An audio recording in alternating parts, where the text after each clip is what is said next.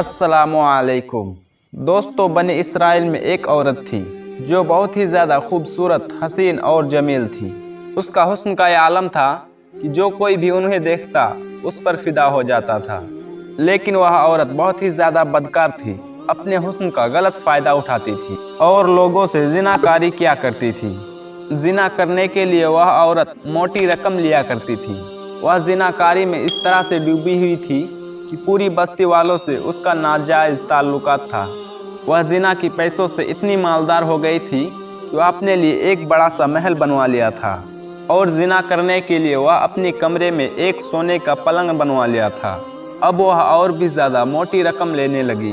उस औरत की पास वाले बस्ती में एक नौजवान रहता था जो बहुत ही ज़्यादा परहेजगार था, गुनाहों से दूर रहता और दिन रात अल्लाह की इबादत किया करता था। एक बार वह नौजवान किसी काम से वह बस्ती से गुजरा। वह बदकार औरत अपनी महल की दरवाज़ा खोल कर बैठी हुई थी। जब वह नौजवान उसके महल के करीब से गुजरा, ना चाहते हुए भी उसकी नज़र उस औरत पर पड़ गई। उसे देखकर इसने अल्लाह ताला की डर से अपनी नज़रें झुका ली। यानी ये कि इस नौजवान का इम्तिहान था कि यह किस तरह से अपनी नफ्स को काबू में रखे। उस वक्त वह नौजवान अपने घर वापस लौट गया, लेकिन उस औरत का खूबसूरती, उसका हुस्न जमाल नौजवान की आंखों और दिल दिमाग में बैठ सा गया था। वह अपनी नफ्स को काबू में रखने के लिए अपने आप को तरह तरह की सज़ा देता रहा। कभी वो कई दिनों तक भूखा प्यासा रहता, तो कभी वह आग के पास खड़ा होकर अपने जिस्म को आग में जलाता, मगर औरत का ख्याल ज़हनो दिल से नहीं निकलता था। उसने रोज़े भी रखे, लेकिन वह औरत का ख्याल नहीं निकल पाया। एक दिन उसको शैतान ने बहकाया, तो उसने सोचा कि जब मैं इस ख्याल से बाहर नहीं निकल पा रहा हूँ, तो एक बार उससे मुलाकात कर लेता हूँ। प्यारे दोस्तों, नौजवान उस औरत के पास गया और कहा, ए औरत, तू कितनी रकम लेगी मेरी ख्वाहिश को पूरा करने के लिए? उस औरत ने अपनी कीमत बता दी। रकम सुनकर नौजवान अपने घर आया, अपनी जमा पूंजी इकट्ठा कर ली और कुछ सामान बेचकर उस औरत के रकम के बराबर पैसा इकट्ठा किया। फिर उस औरत को ले जाकर ये रकम दे दी। उस बदकार औरत ने नौजवान को अपने सोने के पलंग पर बैठाकर उसके सामने छेड़छाड़ शुरू कर दी। तो यह नौजवान एकदम से बेचैन होकर कांपने लगा और सोचा कि इतनी साल मैं इबादत की, नेकियां की, और अब मैं क्या कर रहा हूँ? मैं जहन्नम की आग को भला कैसे बर्दाश्त करूँगा? कोई और देखे या ना देखे, लेकिन मेरा रब तो मुझे देख रहा है।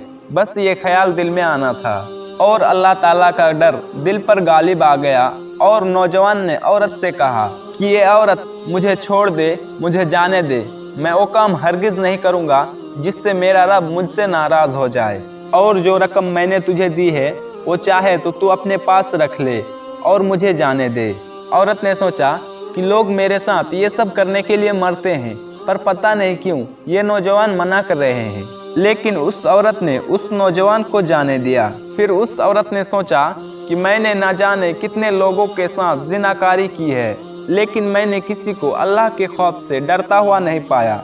लेकिन ये नौजवान मेरे साथ कुछ भी नहीं किया और अल्लाह से इतना डर गया, इसके दिल में अल्लाह ताला का इतना ज़्यादा खौफ आ गया कि यहाँ से वापस भाग गया और अपना रकम भी छोड़ गया। फिर उस औरत ने उस नौजवान के बारे में बहुत ज़्यादा सोचा, दिन और रात सोचती रही और फिर उसका पता लगाने के लिए उसकी बस्ती में चली गई।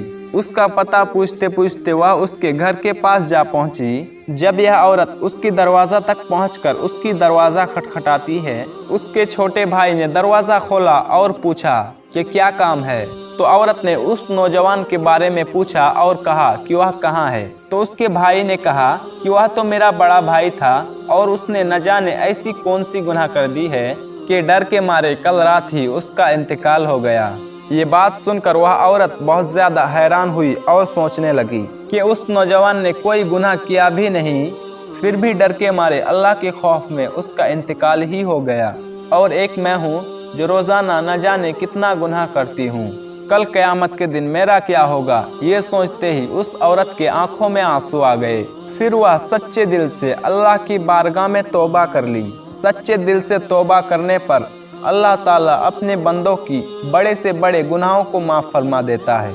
दोस्तों, हम सबको भी चाहिए कि हमसे जाने अनजाने में भूल या फिर गुनाह हो जाती है तो उसमें सच्चे दिल से तौबा करने में ही भलाई है। अल्लाह हम सबको नेक आमाल करने और बुराई से बचने और बचाने की तौफीक अता फरमा, आमीन। आज की इस वीडियो में था बस इतना ही। मिलते हैं फिर अगले वीडियो में। खुदा हाफिज।